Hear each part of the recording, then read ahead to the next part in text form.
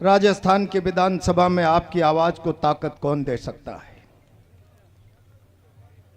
शीर्ष नेतृत्व तो विराजमान है, मुझे लंबा चौड़ा भाषण नहीं करना। मैं आज जनता के लोगों से केवल इतना कहना चाहता हूं, इस मंच पर खड़ा होकर कोई आज ये दावा करने नहीं आया। आपका फैसला सरकार बनाने, सरकार बिगाड़ने में काम आने वाला है। लेकिन इतना जरूर है, आपका फैसला इस सरकार को आईना दिखाने के काम आने वाला है। लगातार 2 सालों से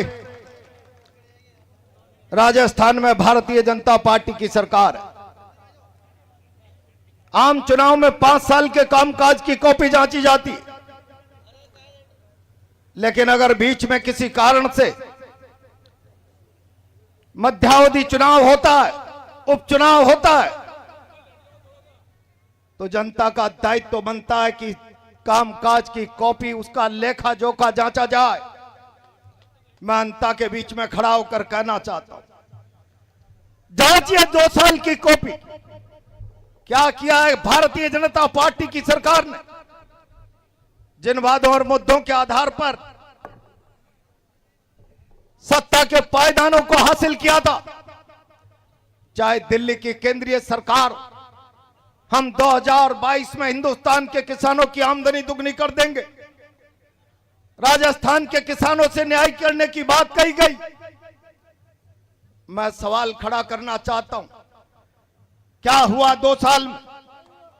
इस सरकार के कामकाज का हिसाब किताब मांगो, और जब इसी सरकार के हिसाब किताब कामकाज की कॉपी जांचोगे तो इसका चेहरा सामने आ जाएगा। 3 दिन पहले कोटा की धरती पर इटावा का किसान प्रजापति जहर खाकर इसलिए दम तोड़ देता है, मुझे फसल मुआवजा नहीं मिल रहा है, मेरे पास घर के दाने, घर चलाने के पैसे नहीं। जिस सरकार में मुआवजे की मांग को लेकर आत्महत्या की दिशा में किसान के कदम बढ़ जाए, उस सरकार के पक्ष में फैसला करना तय कर दे जनता की, जनता कहां तक न्यायोचित। उस सरकार के पक्ष में फैसला करना कहां तक न्यायोचित है। हिंदुस्तान के किसान की 2022 में आमदनी दुगनी कर देंगे।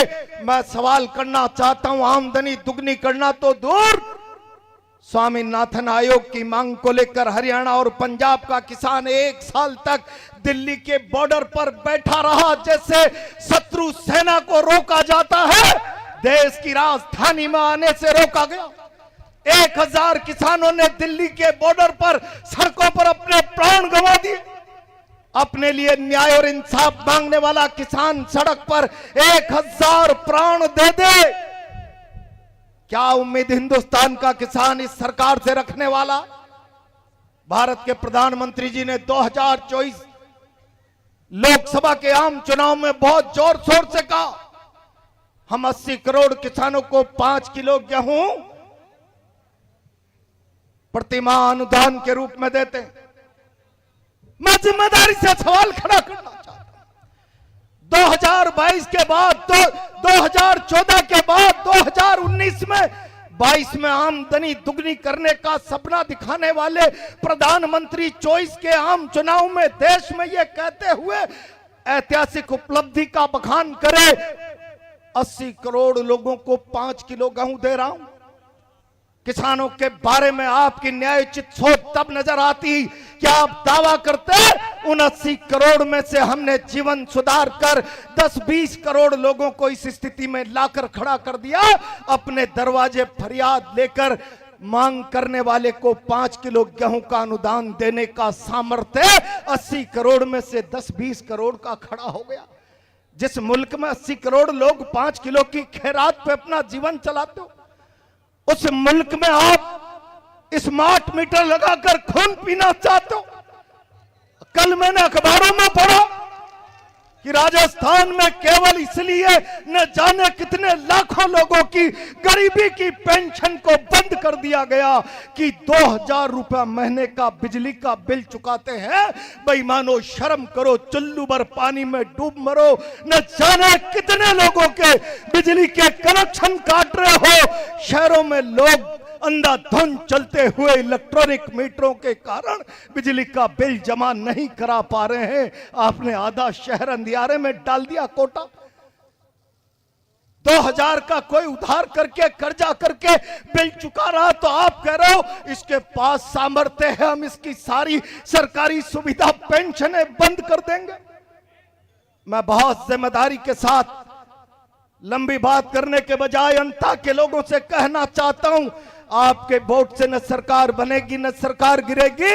आपका वोट इस डबल इंजन की सरकार को आईना दिखाने वाला होगा। फैसला कर लो।